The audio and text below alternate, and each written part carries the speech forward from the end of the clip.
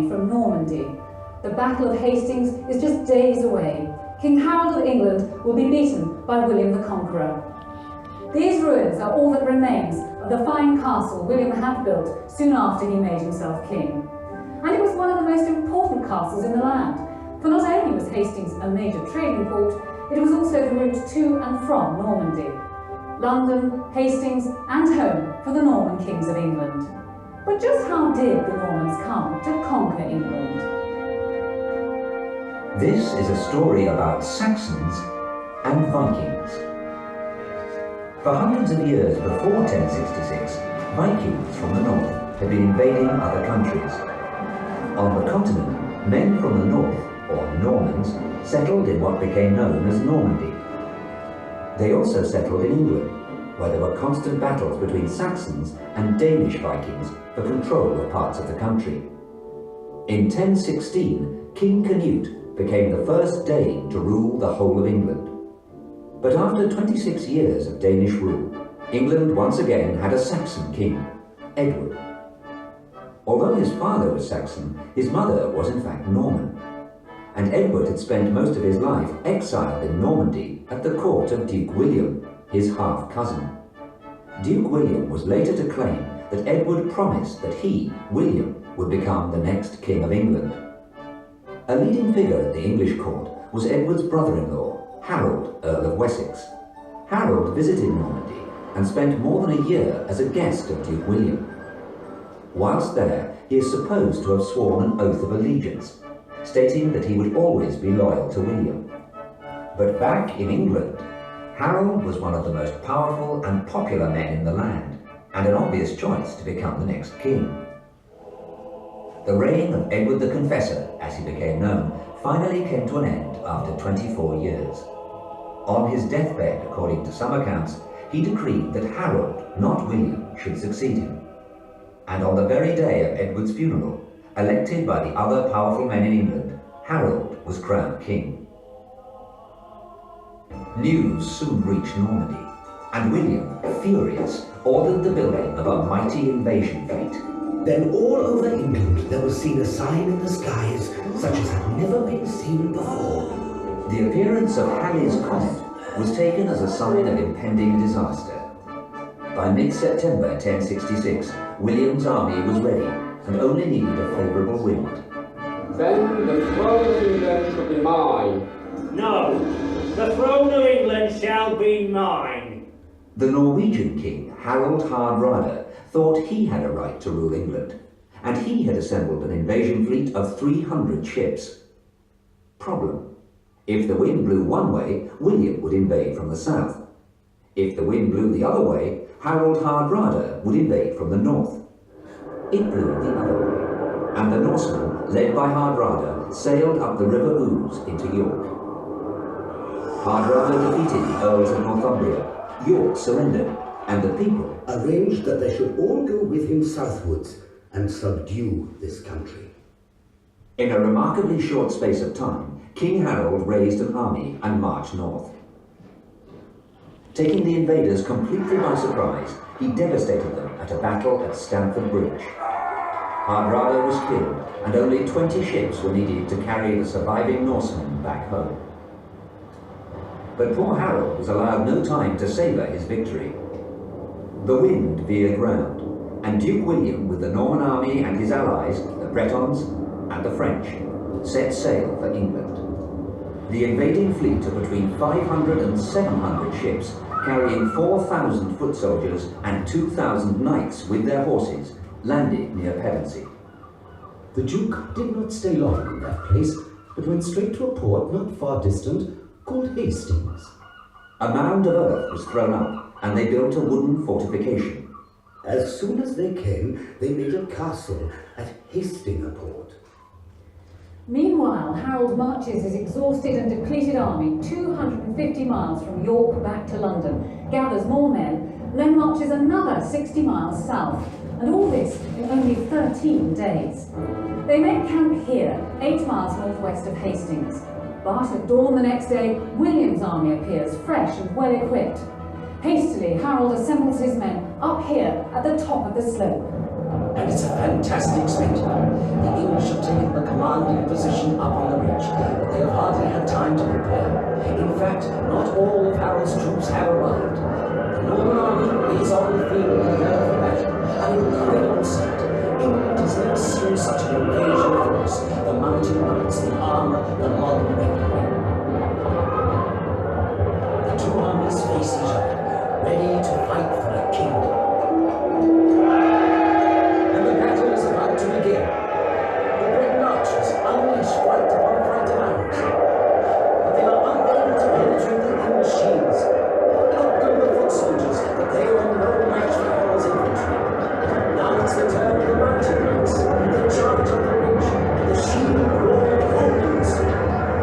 Now it is hand-to-hand fighting, with Norman swords and spears against English battlers. Neither side is able to win the upper hand. Suddenly, there is a breakaway. A section of the invading forces on the run, and hundreds of English are screaming down they go after them.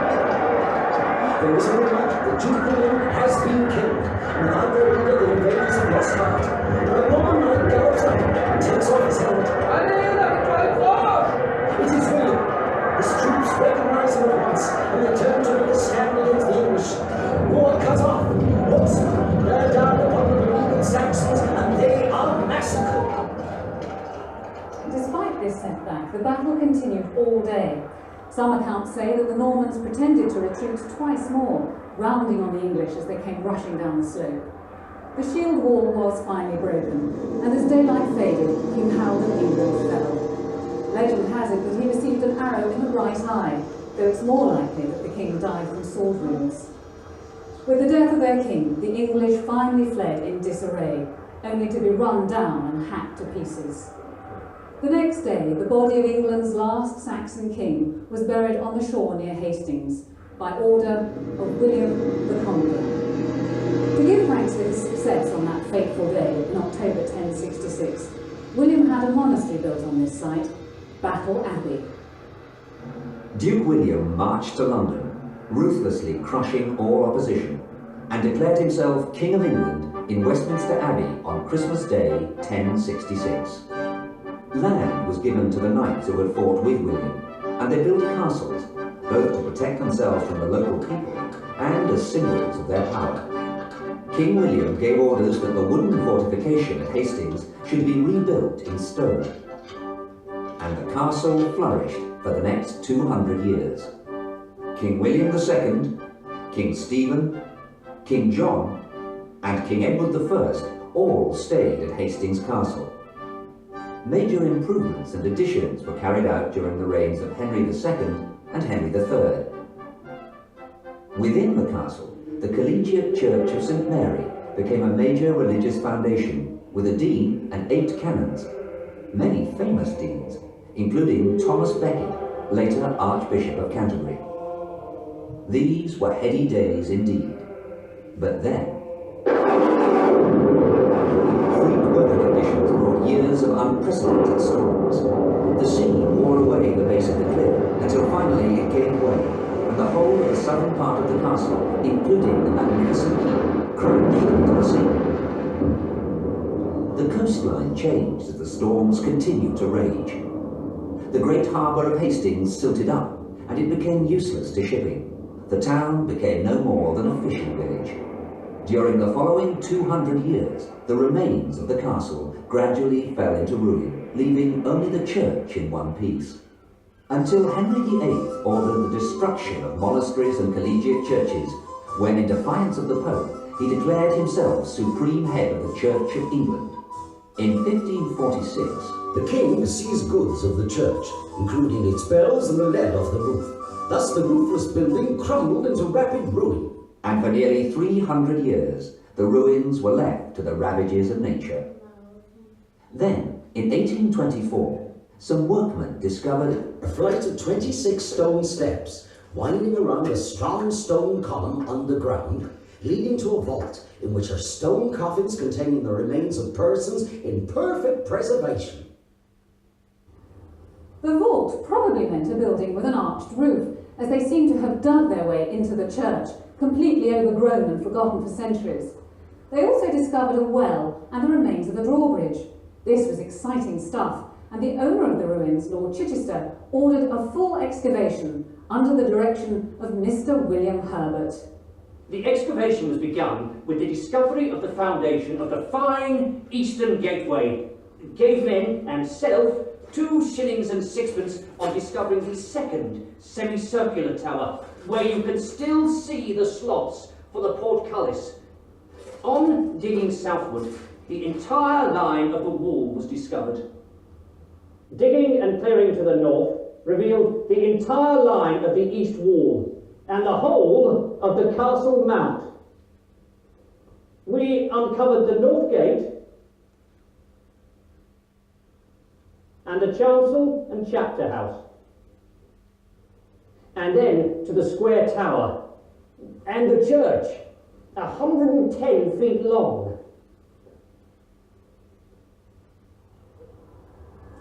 According to Herbert's diaries, he also discovered part of the flooring of the keep.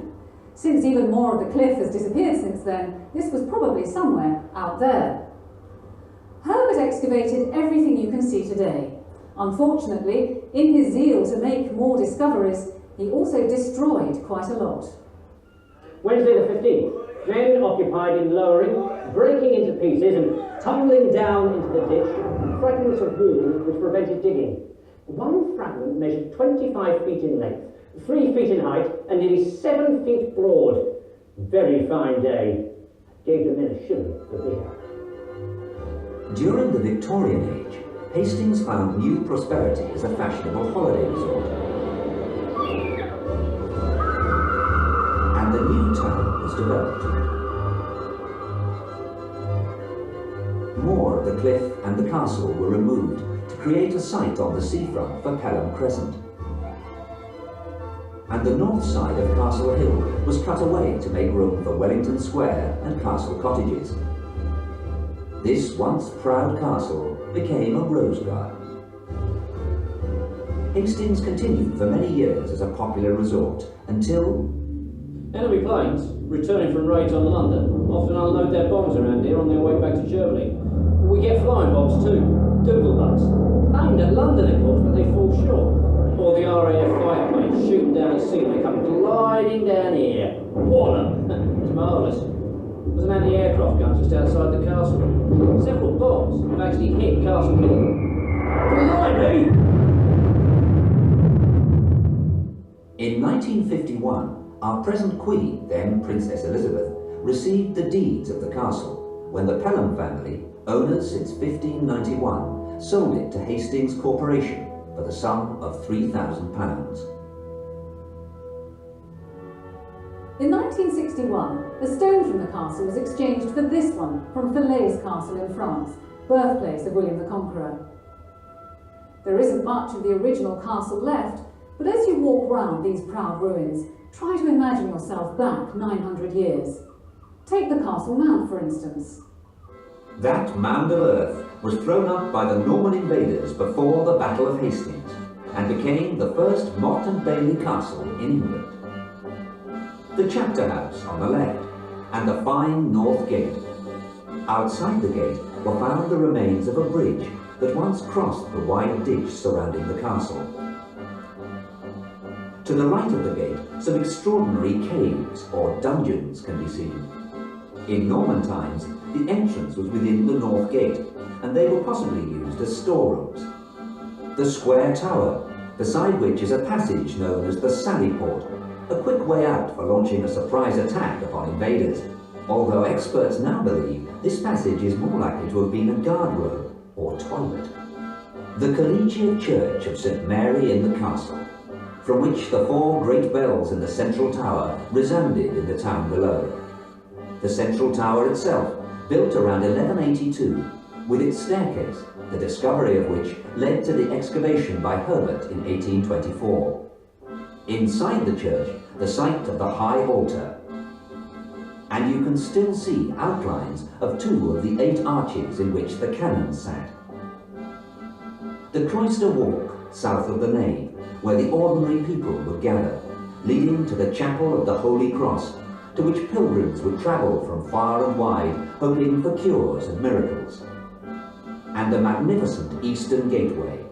How many kings of England, knights and their ladies rode over that bridge to enter Hastings Castle? A site like this, steeped in centuries of history, will have many ghostly stories and fantastic legends. My favourite is about the castle itself, for it's said that if you're out at sea on a misty night and look back at the cliffs, sometimes you can catch a glimpse of the castle not as it is today, but as it stood in all its splendour 9 centuries ago.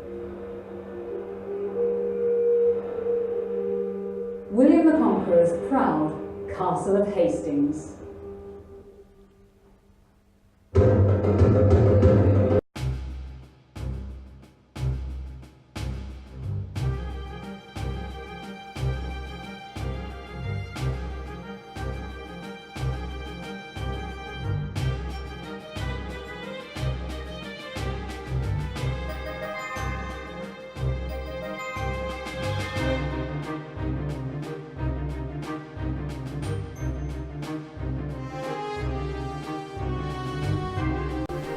Thank you for watching. If you enjoyed this video, please give it a thumbs up. You can also subscribe to us, like us on Facebook or follow us on Twitter.